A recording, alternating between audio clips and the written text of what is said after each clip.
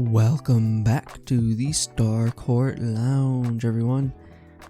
Today, we are going in a bit of a different direction from our normal episodes. Today, we are moving into a review.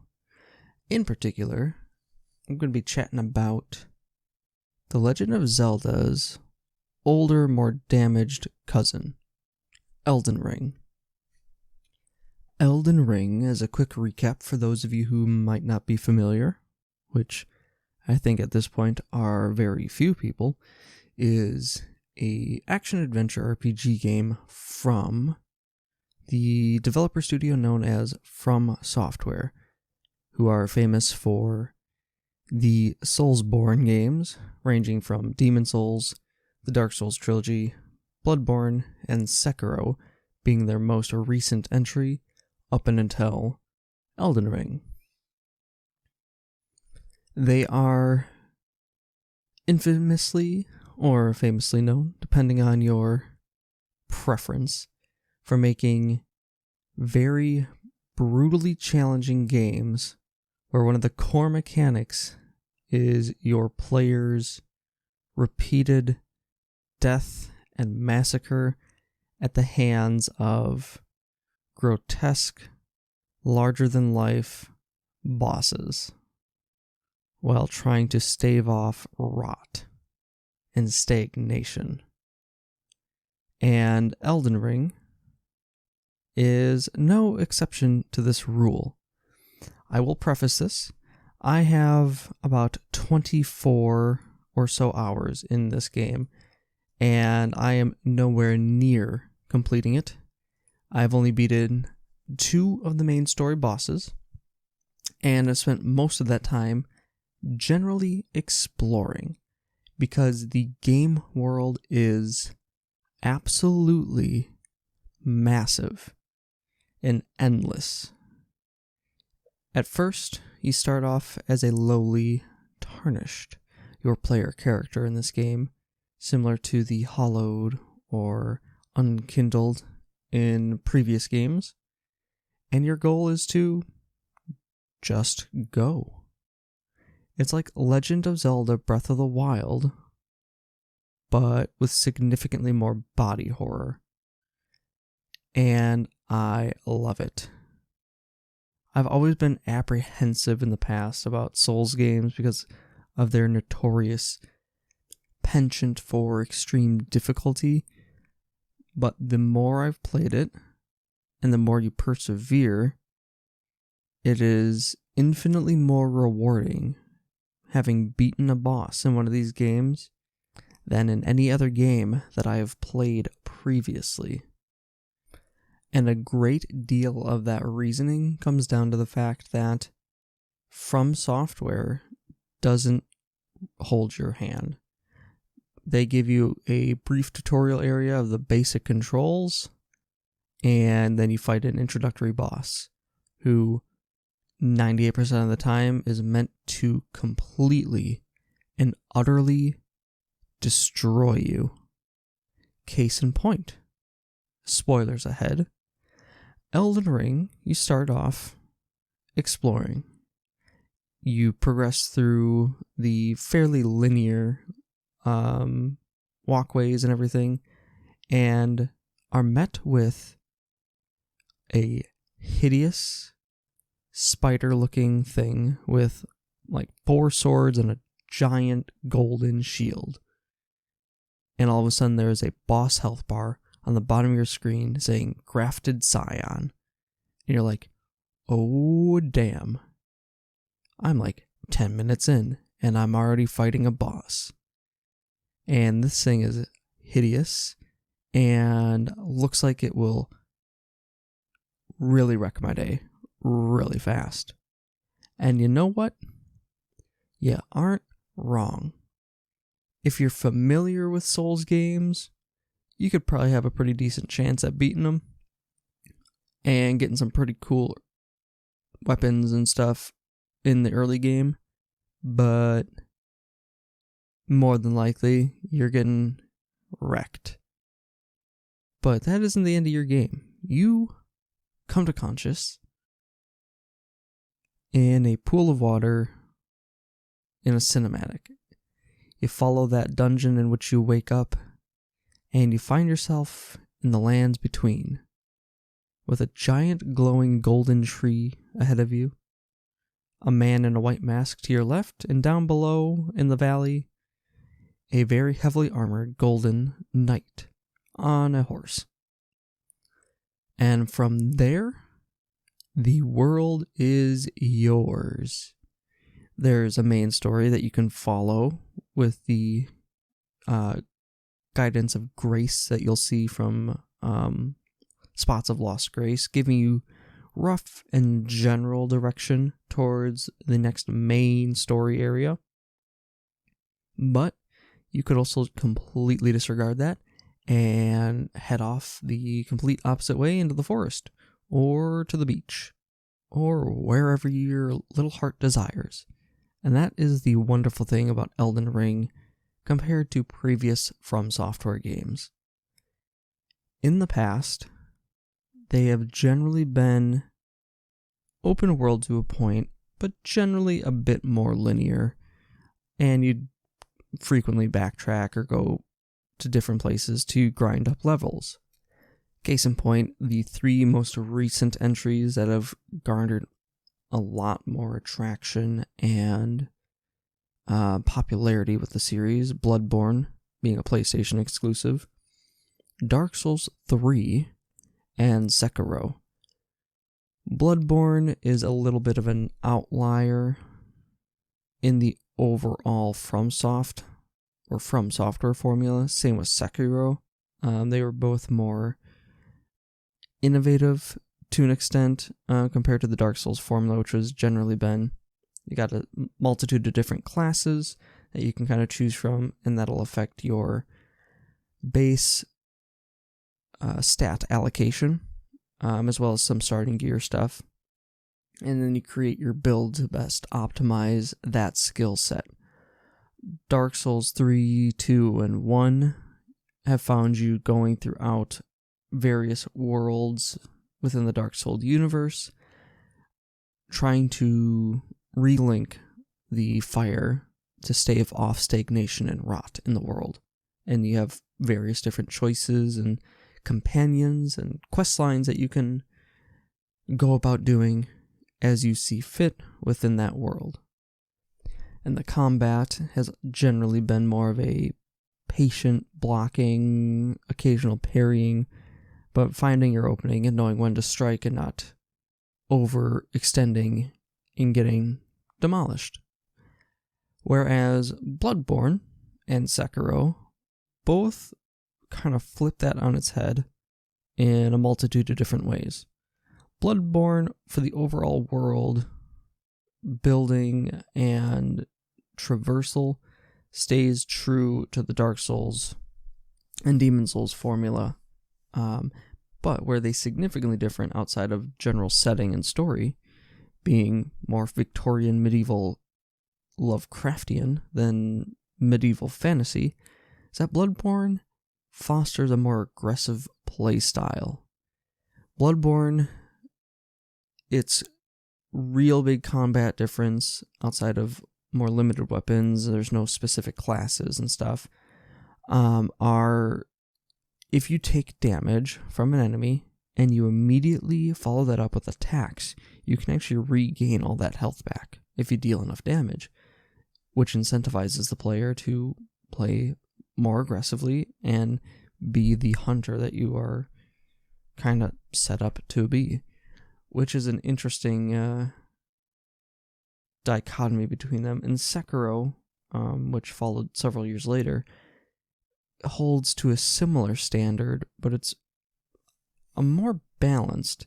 The idea with Sekiro is that rather than chipping away at your enemy's health in 95% of the instances, you're actually working towards building up what they call posture, which is a bar at the top that indicates, based on a variety of factors, such as successful parries, blocking, just general attacking, you can break that posture and open up your enemy for an easy kill blow.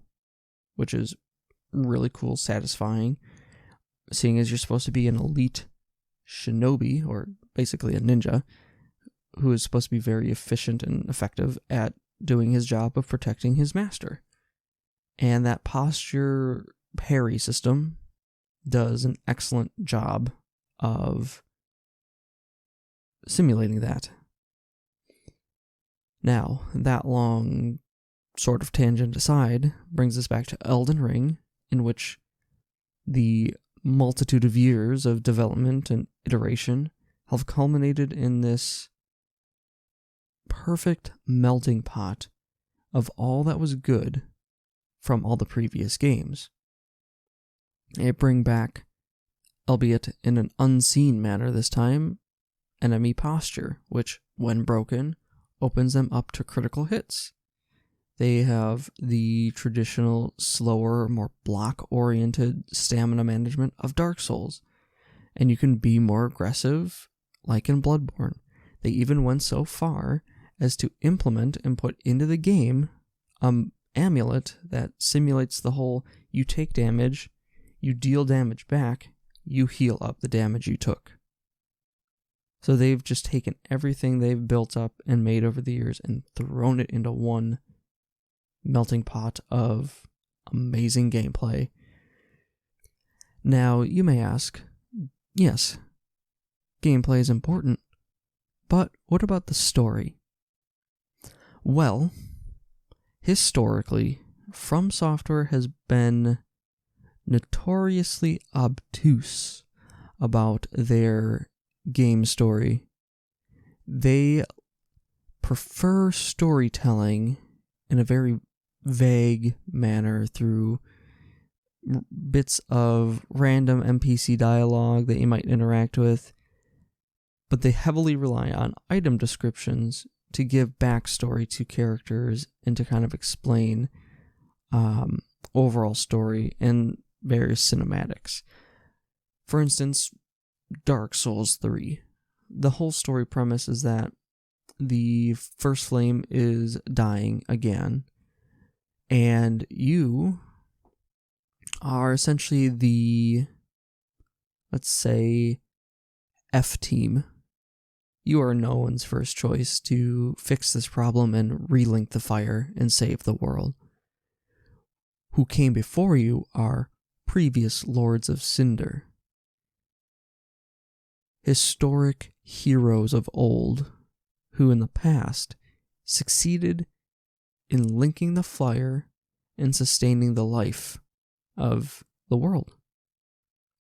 Well, with the flame dwindling, the current living Lord of Cinder, the individual tasked with the duty of linking the flame and saving everyone, decided that, nah, I'm not going to do that.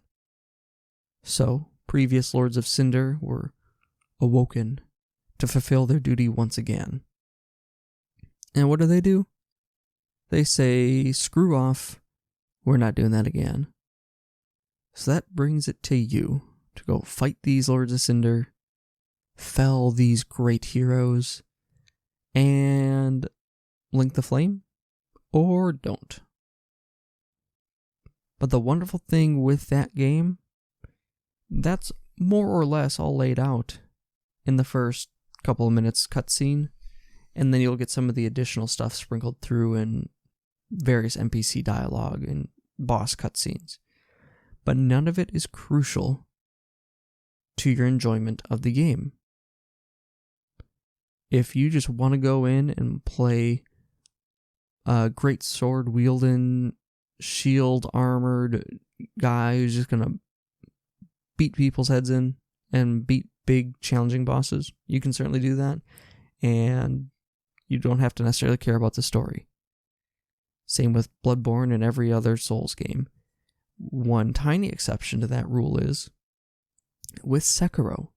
Sekiro is a significant outlier in the overall Soulsborne franchise.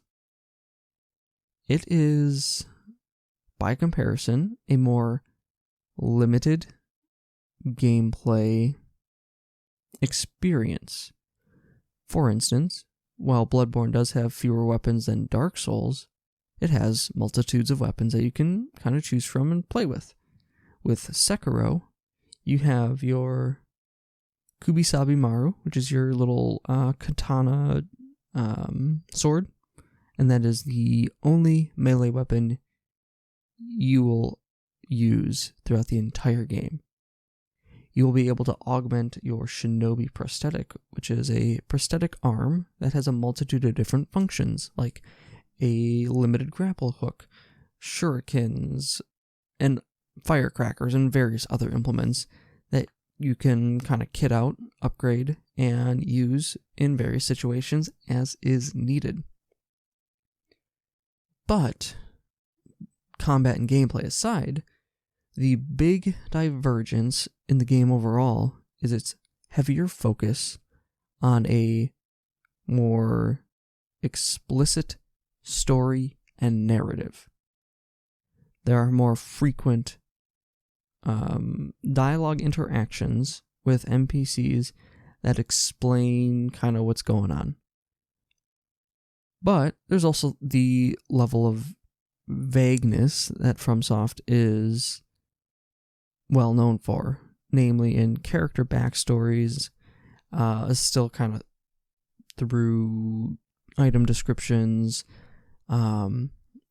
overhear, like certain endings are locked behind. You have to overhear certain conversations secretly, and it's not immediately apparent.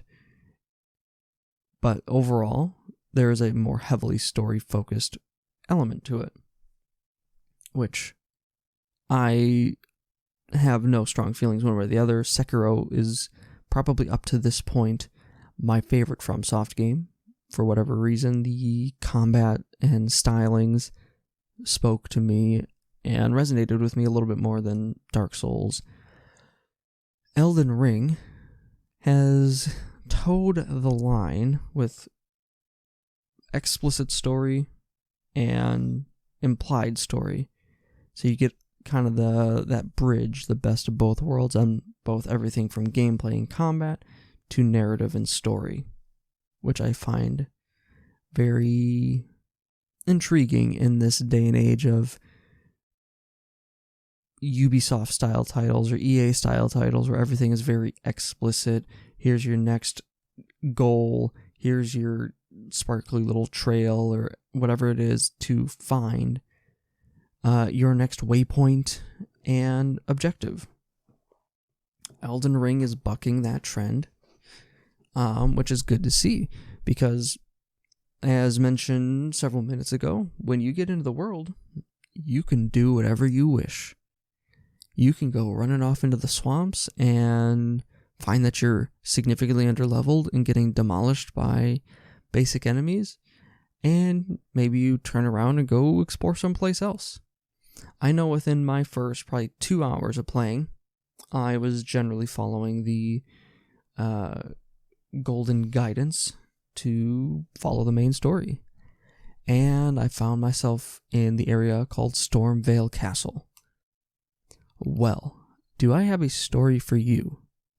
I'm wandering around exploring, and I enter into an area, and all of a sudden, there's a cutscene, and there's a big, ugly dude just chatting with me. He jumps off of a castle, and a boss bar appears. I'm like, oh damn, I'm not prepared for this, and subsequently get wrecked. Previous Souls games, you'd be hard-walled at that fight. You would have to get good enough or get lucky with summons to beat that boss in order to progress. Not with Elden Ring. A few attempts later, making no significant progress, I decided, well, this is a big world. I'm just going to explore, maybe level up, find some cool weapons and accessories and armor and stuff like that, and I'll come back later. Which, long story short, helped significantly, which is really cool. But as you're exploring, you're like, oh, this is a pretty big world. And then you continue exploring and checking your map, and then it gets bigger. And as you progress further, it gets even bigger. And they're like, wow, this is a massive map. Like, there can't be more. But then there's an entire underground area that you just happen to stumble across, and you're like, oh dang. I think the thing that really put scope on the world for me is, like, I was exploring, found a little tomb dungeon thing, went in, found a treasure chest. I'm like, cool. Let's see what treasure's in there. I open it up, and then a billowing silvery smoke emanates from the chest, and a little text box says, "You've been trapped in an ensnaring trap." I'm like, okay. I don't know what that means. Next thing I know, there's a loading screen, and I'm teleported across the map. I open my map to see where I am. I'm like, oh, damn, that just, like, doubled the available world size that I can access right now. And I am significantly underleveled for this area. So I ran away. After some brief exploring, of course, because what kind of player would I be if I didn't explore? And after maybe 3 more hours of exploring, leveling up, I went back to Margit the Fell, your first gatekeeper boss, quote unquote, and was able to defeat him with some help. And progressing through, finding the next boss.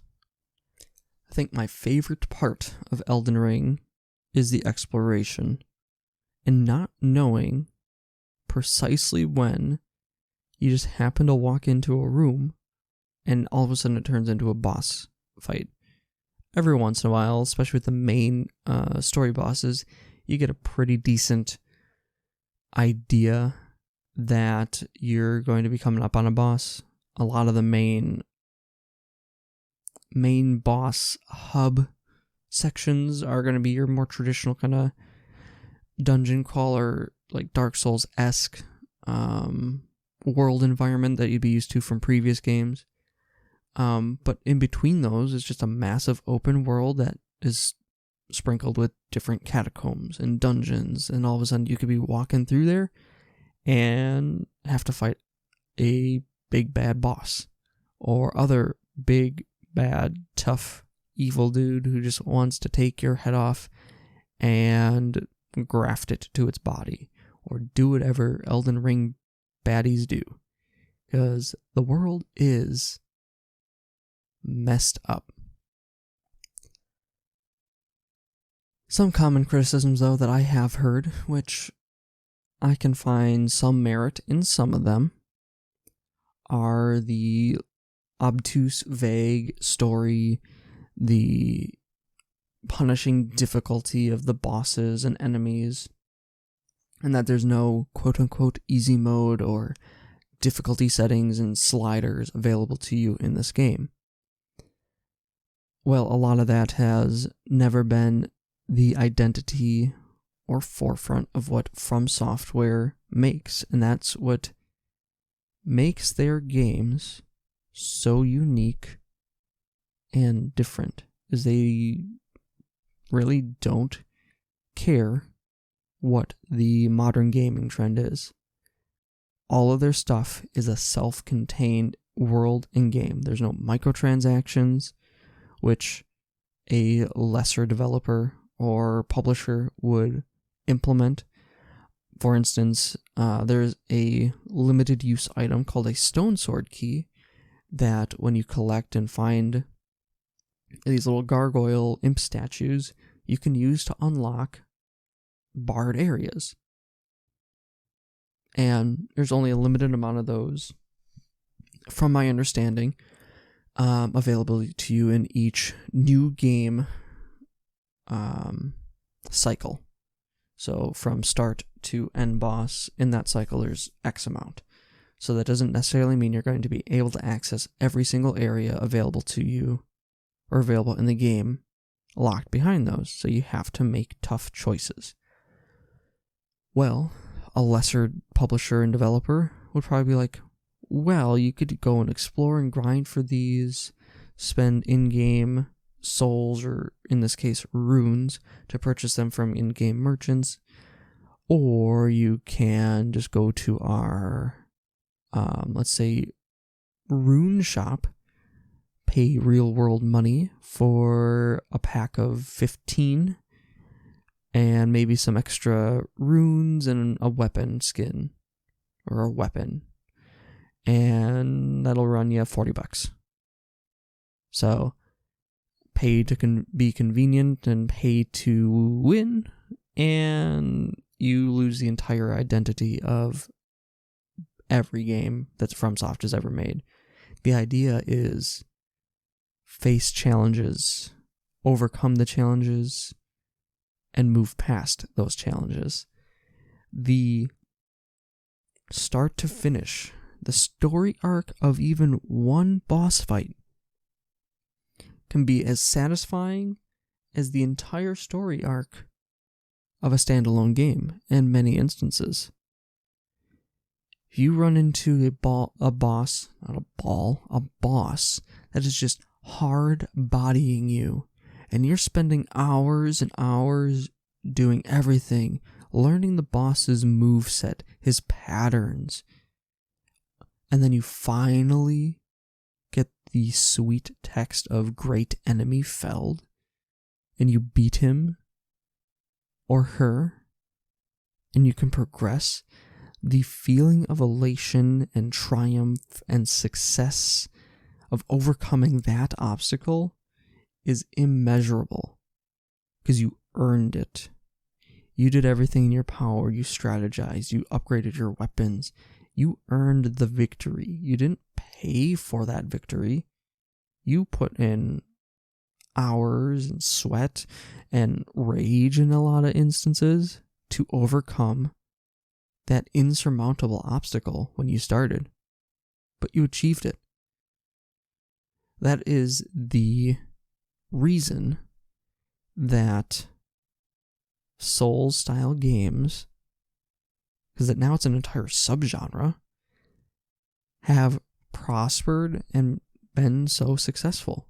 Granted, there are many games that try to mimic the formula and maybe not do quite such a good job for a variety of reasons, whether it's combat isn't as fluid or responsive, or multitudes of other reasons. But From Software has perfected the formula that they implement in their games. It's a kind of rise and fall of action and difficulty. You start off maybe with a spike of difficulty to kind of set the precedence that this world is dangerous and you will die. And there's consequences to that death, but they are not game-ending consequences. Yeah, you lose your runes, you lose your souls, but you can still retrieve them back. You're not completely lost out unless you die a second time without retrieving them. And then you'll kind of hit that spike, you'll get some of the more tutorial area, you're like, okay, I'm beating some of these bad guys, I'm like, getting the hang of it, and then they hit you with your first boss. And that is just a roller coaster ride of stress, excitement, triumph, and despair, which is core to many of the stories that Elden Ring, Dark Souls, Sekiro, it's key themes to their story. So not only are you experiencing the story from a narrative perspective about these characters' triumphs and hardships and despair, because a lot of NPCs are not too happy. They are very, very depressed individuals a lot of times. But you as the player get to take on some of that and experience it yourself, not as just through your character, your avatar in the game, but you can feel that stress and despair and triumph as you're just traversing the world, beating bosses and beating bad guys in difficult areas, which is one of the golden hallmarks of the Soulsborne FromSoft genre and game series. is that sense of triumph as you overcome insurmountable odds and difficulties. And all that is not to say that there aren't some implied difficulty settings and difficulty curves within the game. I personally play as a more strength-based melee build. I currently am wielding a katana and shield with heavier armor, and I love running up to the bosses and baddies and just smacking them with a sword until they die. That is one way to play it, and I don't generally use a lot of sorceries or other things that would use up my focus points, or mana is what some games call it. However, there are other classes that you can play that will actually affect the perceived difficulty. You can play like an astrologer or some of the magic caster-based types of characters and fight a lot of these bosses from range. And there's a lot of different weapons, tools, and spells out there that can trivialize certain bosses. I've seen clips of sorcerer-based classes who get this kind of like magic sword thing that they just thrust into the enemy. It stun locks the enemy, and 15 seconds later, the boss is dead, and they move on. So while FromSoft doesn't necessarily put in traditional difficulty sliders and settings, there still are inbuilt difficulty curves and things that you can do to adjust the perceived difficulty of the game, which I find a very elegant manner in which to kind of address difficulty in a game. Granted, it's not for every game, especially if like the game itself is meant to be more accessible to a multitude of different play styles without being punishingly difficult. I can understand why you'd want to have difficulty sliders and stuff like that. You can have games that use both implementations in the world. I just don't think you're going to find a successful game that will implement them both in one game with implicit and explicit difficulty. I just don't think it's going to match and work. But I find that Elden Ring, while it has its challenges, to me, as albeit a veteran of these types of games, is one of the easier ones that I've had to play. I haven't had any real soul-crushing instances. There have been frustrating moments where you lose a bunch of runes, but I haven't run into anything that was just bashing my head against a wall for 3 hours until I just either succeed or I just put the game down for a couple of days. I keep wanting to come back to this. So I think with Elden Ring's implementation of some of its new features, like Ashes of War and different summons and how that have been revamped, does give a greater flexibility to players and their ability to overcome in a multitude of different manners, whether alone and solo or with cooperative help from other players, to achieve triumphs in this game, which some people might not like and be like, well, yeah, you beat Margit, but you beat it with two summons and an Ashes of War, whereas I beat him solo, no hits. Great. Yeah, the person who beat Margit in this game might have beaten them in a completely different manner, and your skill levels might be significantly disparate based on that. But I would say that that is not a very strong argument, because that has been the case in pretty much every Souls game up to this point, with one exception being Sekiro, again, setting itself out for whatever reason.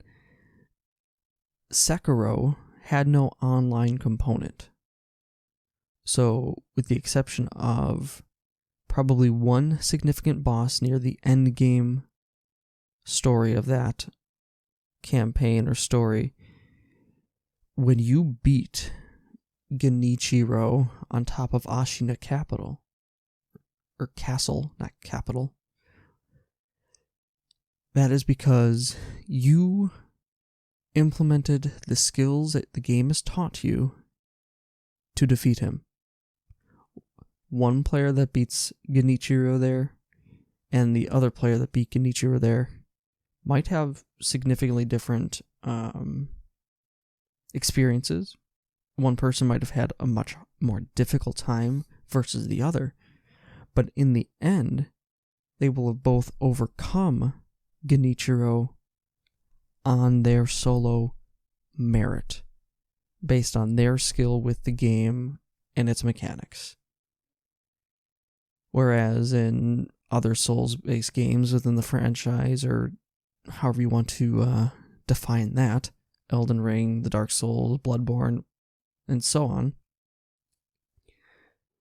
because you have build options from melee to range to spellcaster, one player that beats one boss might have had a significantly more difficult time than another player, but that could be down to anything from their skill level to just the build that they chose to run in the game might not be as optimized against that particular boss.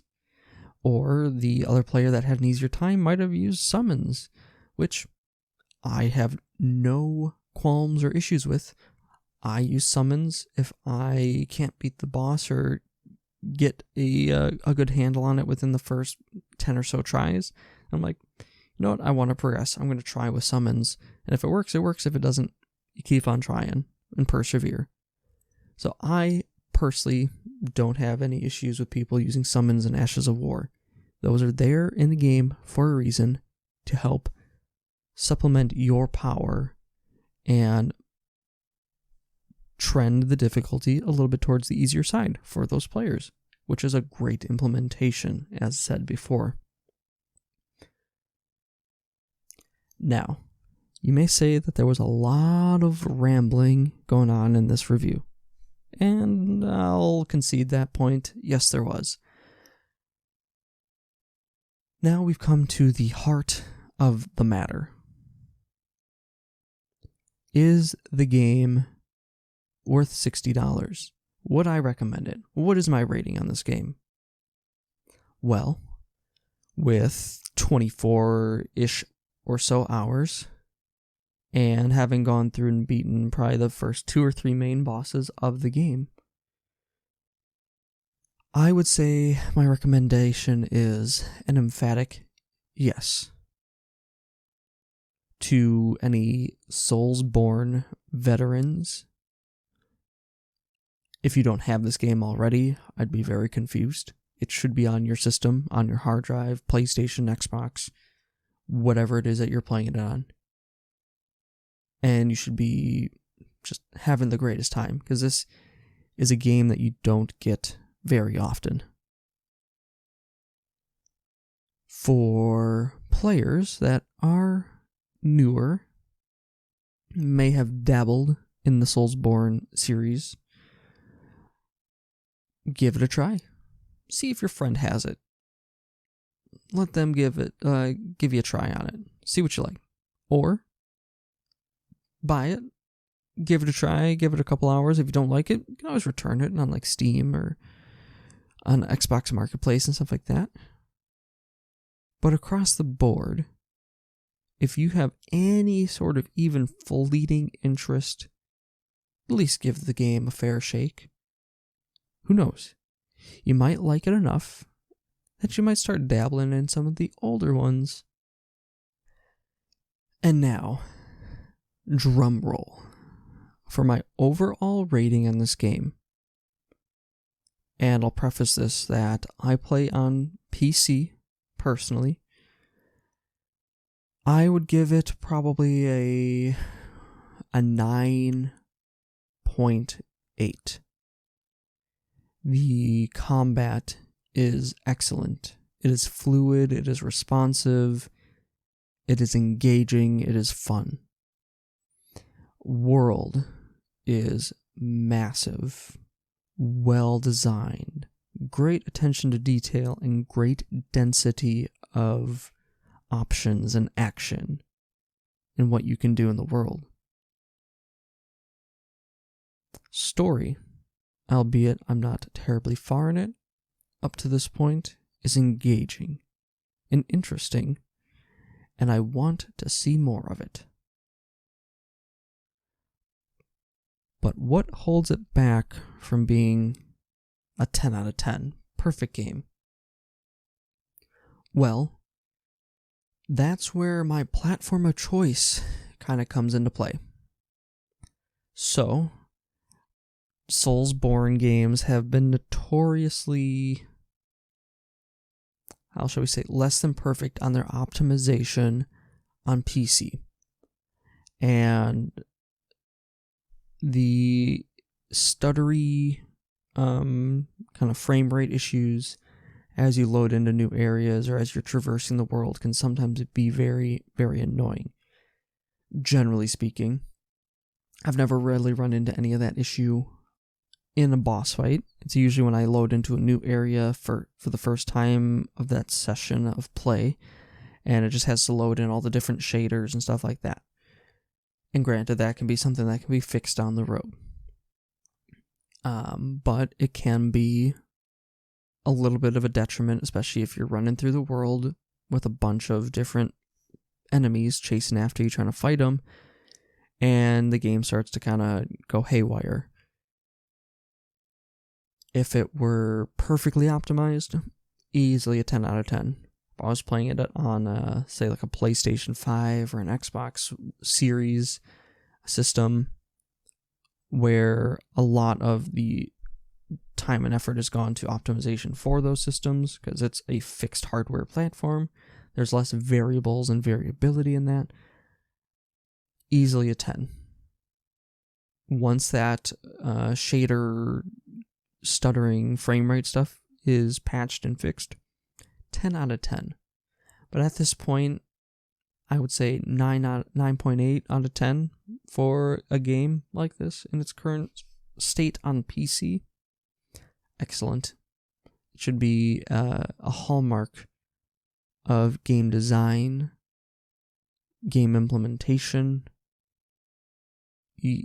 Like I said, you don't get games like this very often, and when you do, they make a lasting impact. People are still playing Dark Souls 1, are still playing Demon Souls, are still playing Dark Souls 3 and Bloodborne.